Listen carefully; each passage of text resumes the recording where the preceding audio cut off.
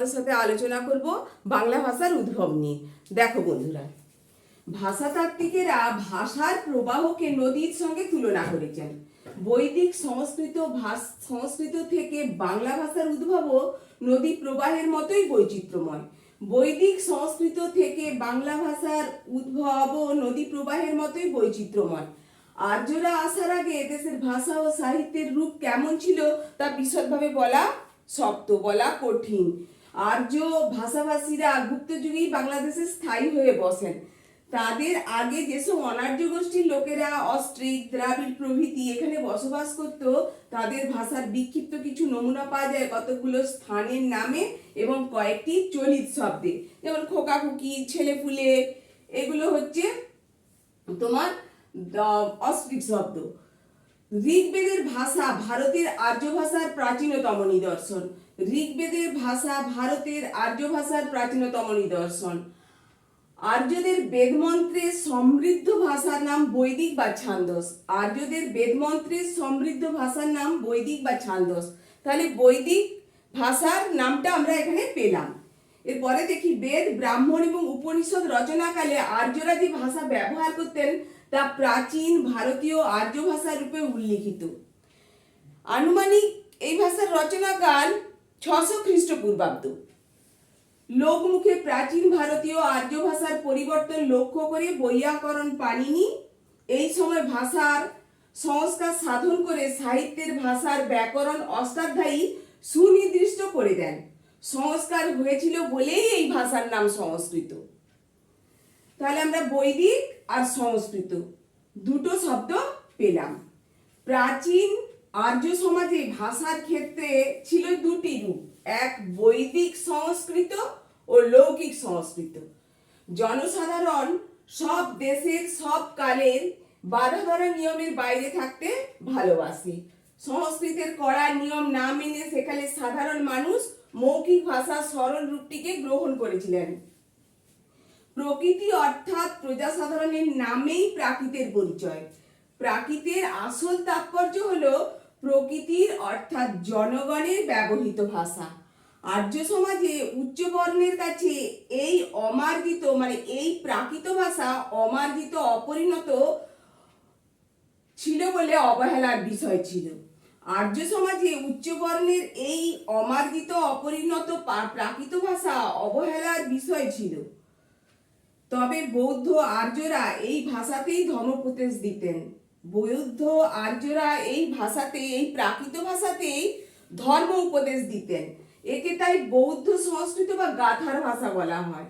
তাহলে বৈদিক সংস্কৃত ও লৌকিক সংস্কৃত থেকে কি করে প্রাকৃত ভাষা হলো সেইটা কথা আমি বললাম।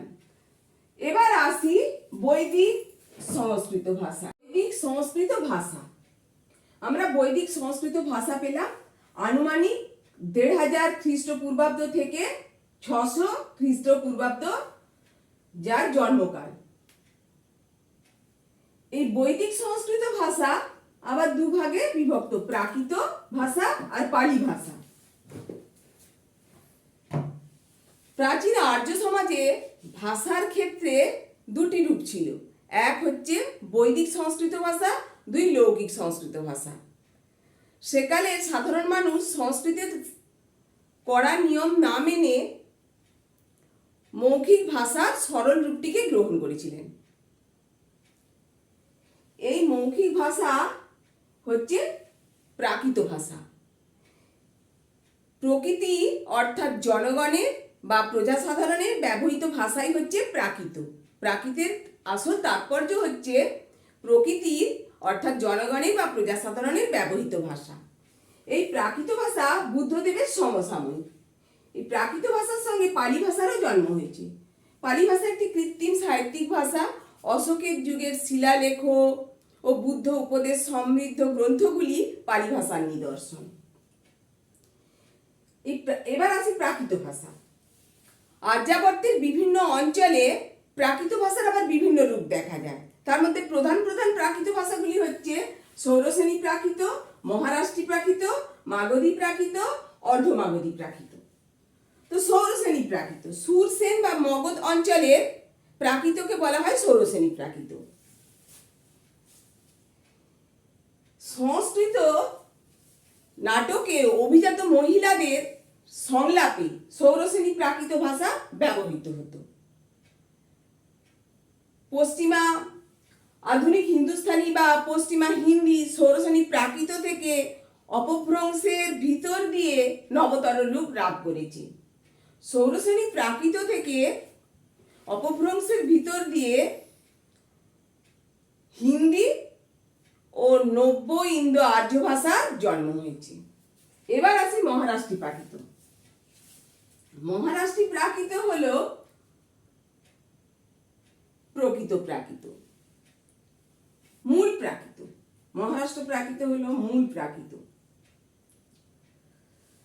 গাথা সপ্তশতী, রাবণবধ বা সেতুবন্ধ এইসব প্রভৃতি প্রাকৃত গ্রন্থে, প্রাকৃত কাব্য ও প্রাচীন কাব্যগ্রন্থে মহারাষ্ট্রী প্রাকৃতের নিদর্শন পাওয়া যায়।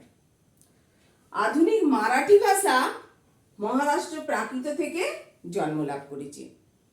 মহারাষ্ট্র প্রাকৃত, আধুনিক মারাঠি ভাষা মহারাষ্ট্র প্রাকৃতের বংশধর। মহারাষ্ট্রী প্রাকৃত বৈদিক ছান্দসের অনুগত, আর সৌরসেনী প্রাকৃত লৌকিক সংস্কৃতের অনুসারী।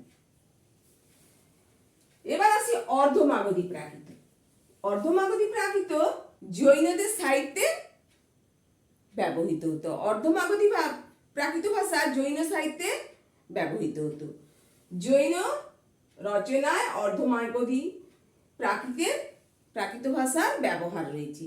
এই জন্যে মাগধী প্রাকৃতকে জৈন মাগধী প্রাকৃতও বলা হয়। এবার আছে মাগধী প্রাকৃত। মগধ অঞ্চলে প্রচলিত ভাষার নাম মাগধী প্রাকৃত।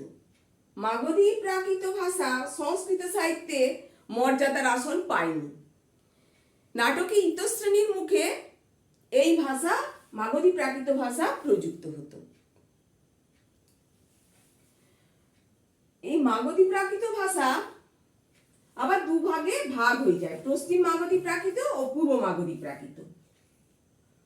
ভাষাগত পরিবর্তনের অনিবার্য স্রোতে একদিন মাগধী প্রাকৃত ভাষা রূপান্তরিত হয়ে যায় মাগধী অপভ্রংশ ভাষা।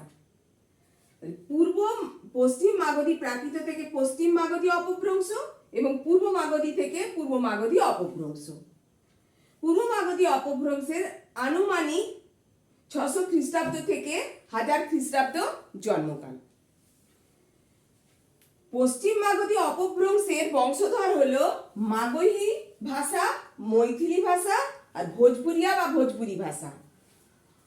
আর পূর্ব মাগধী অপভ্রংশ থেকে জন্ম নিল বাংলা ভাষা, ওড়িয়া ভাষা, অসমিয়া ভাষা।